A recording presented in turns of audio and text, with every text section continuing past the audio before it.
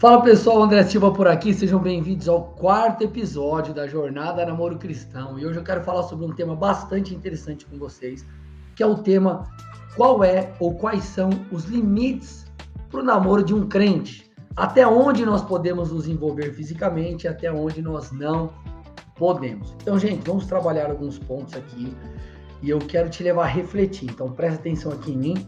Vamos lá. A primeira coisa que você precisa levar em consideração na verdade, você precisa se fazer uma pergunta inicialmente, que é a seguinte: por que eu gostaria de saber isso?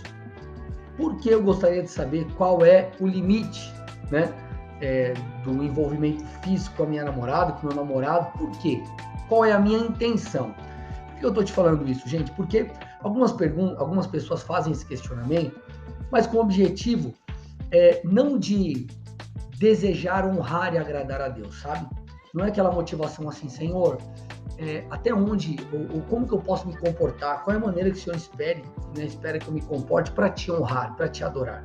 Não, a intenção dessas pessoas é qual é o limite que eu devo ir para que eu tenha o máximo de prazer possível, ok? Sem eu, aspas, pecar.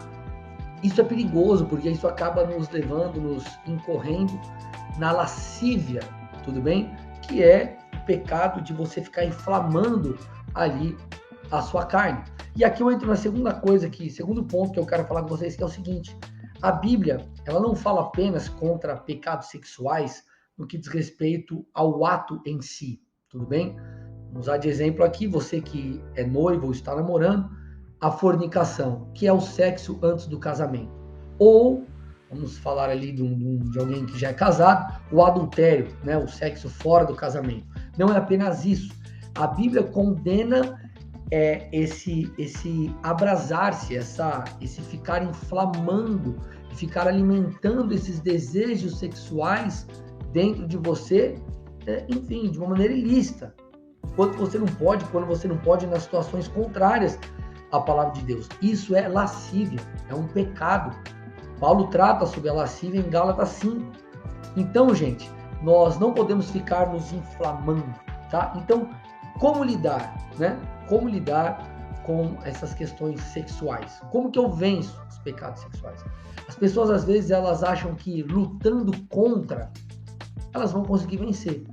Então, vamos imaginar que o cara tá lá com a namorada, sozinho, né, na casa dos pais, os pais foram viajar e ele chamou ela lá, por exemplo, para dormir, que já é um erro, vou falar sobre isso depois. Mas o que acontece? A pessoa ela fica ali e ela sabe que esse é um ambiente, é uma circunstância que não é propícia para ficar ali, ficar desenvolvendo isso, ficar ali alimentando todas essas questões. Só que a pessoa fala, não, mas eu consigo me controlar. Você pode conseguir se controlar por um momento, mas vai chegar uma hora que a carne vai sobressair. Ela estará constantemente guerreando contra o seu desejo de santificação. E se você der espaço para a carne, aqui é o ponto que eu queria que você prestasse atenção, o mais hora, menos hora você vai cair. A tentação vai chegar um momento que ela provavelmente será mais forte do que você. Então, como que nós lidamos à luz da palavra de Deus com essas questões da carne? Fugindo. Nós vemos um relato muito claro no Antigo e uma orientação bíblica no Novo Testamento.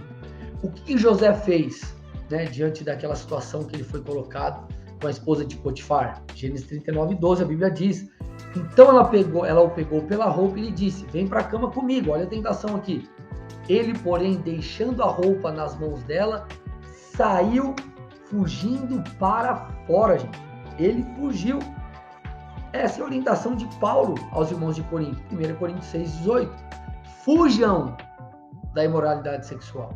Olha o que ele está dizendo, fujam. Está lá em 1 Coríntios 6:18. E ele reforça, qualquer outro pecado que uma pessoa comete é fora do corpo. Mas aquele que pratica imoralidade sexual peca contra o próprio corpo. O nosso corpo é templo do Espírito. Ele precisa ser santificado.